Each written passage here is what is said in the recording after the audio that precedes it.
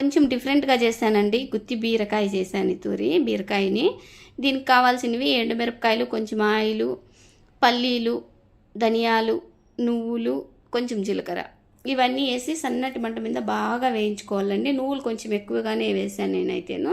ఇవన్నీ చల్లారినాక మిక్సీ జార్లోకి తీసుకొని కొంచెం ఉప్పు, తెల్లవాయి వేసి మళ్ళీ మిక్సీ పట్టుకున్న, కొంచెం నీళ్ళు కూడా వేసుకొని మిక్సీ పట్టుకున్న. బీరకాయలన్నీ పైన చెక్క తీసి ఈ విధంగా అన్నీ సన్నగా కట్ చేసుకొని మసాలా నింపి పక్కకు పెట్టుకుందాము. అదే కడాయిలోకి కొంచెము నూనె పోసుకొని ఆవాలు వేసుకున్న, ఎర్రగడ్డ, కొంచెం కరివేపాకు, ఎండుమిరపకాయలు ఇదంతా బాగా దగ్గర పడినాక ఈ పక్కన పెట్టుకున్న బీరకాయ ముక్కలన్నీ దీంట్లోకి పెట్టుకోవాలండి. ఈ విధంగా అన్నీ అమర్చుకుంటే బాగా నీట్గా ఉడుకుతాయి. ఉడికేటప్పుడు మాత్రం చాలా జాగ్రత్తలు తీసుకోవాలి బీరకాయలోను. ఎందుకంటే మనం పెద్ద పెద్ద ముక్కలు వేసినాం కాబట్టి అంత ఈజీగా ఉడకవు.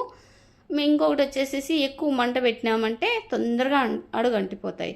కాబట్టి సన్నటి మంట మీద వేసుకొని ఇవన్నీ వేయించుకొని చూడండి, మిగతా మసాలా ఉంటే కొద్దిగా వాటర్ కూడా వేసి మిగతా మసాలా అంతా వేసి ఉడికించుకుంటాను.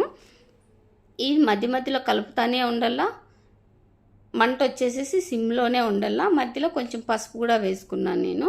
చూడండి, ఈ విధంగా బాగా కలుపుకొని ఇదంతా ఉడికి బాగా మనకి కావాల్సిందే వాసన, కలరు అంతా రావడానికి అర్ధగంట టైం పడుతుందంటే 30 నిమిషాల టైం పడుతుంది. మధ్య మధ్యలో కలిపేసుకుంటానే ఉండాలా. ఒకే ఒక టమాటకాయ వేసుకోండి, సన్నగా కట్ చేసిన టమాటా ఒకటి వేసుకోండి. ఫస్ట్ నుండి లాస్ట్ వరకు సిమ్లోనే ఉండాలన్నమాట. ఎక్కువ పెట్టేసేసినామంటే, ఎందుకంటే పల్లీలు ఇవి వేసినాం కాబట్టి తొందరగా అడుగంటుతుంది. అలా కాకుండా చూడండి, ఈ విధంగా మనకి బాగా దగ్గర పడి వచ్చింది. చూడండి, టమాటకాయ ముక్కలు కూడా బాగా ఉడికినాయి. సరిపోయింది. మనము ఇంకా దించేసుకోవచ్చు. మంచి వాసనతో బాగా ఉంది. కలర్ కూడా సూపర్గాను. చపాతీతో సూపర్గా ఉంటుంది. చపాతీతోనే కాదు, అన్నంతో కూడా మంచిగా ఉంటుంది. చూడండి, నేనైతే పొద్దున్నే చపాతీ బీరకాయ చేసినాను. సూపర్గా ఉంది. మంచి వాసన వస్తుంది. నా వంటలు కన్నా మీకు నచ్చితే నా ఛానల్ లైక్ చేయండి, షేర్ చేయండి, సబ్స్క్రైబ్ చేసుకోండి. మీ కామెంట్ని నాకు చెప్పండి.